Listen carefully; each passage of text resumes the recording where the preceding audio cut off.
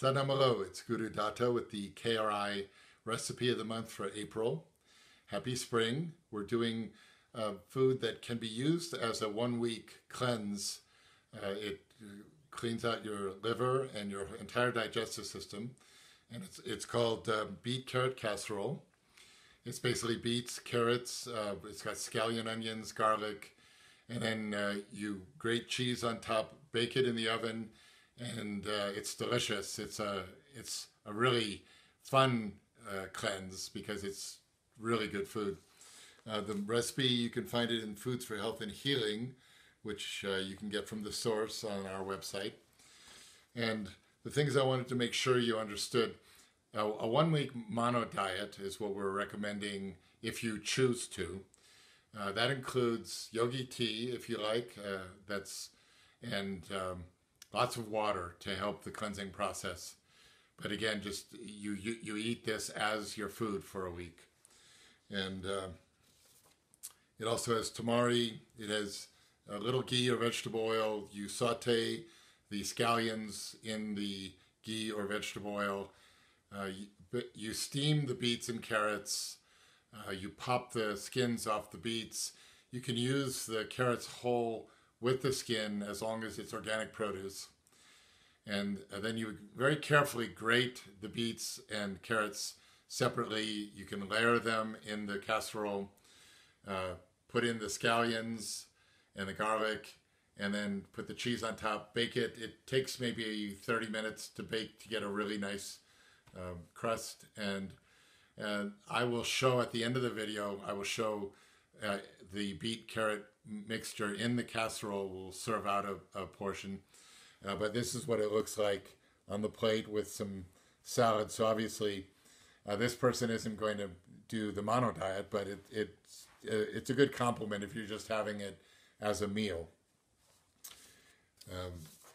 The beets and carrots, I always enjoy when science starts to catch up with the yogic traditional wisdom, because the information that is just coming through on how good beets are for you and how good carrots are for you.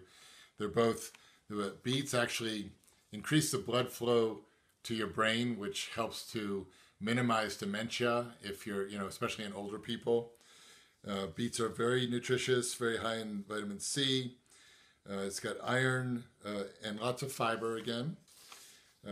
Carrots may prevent leukemia. They have a flavonoid antioxidant called luteolin, and the research is indicating that. So that's an exciting thing.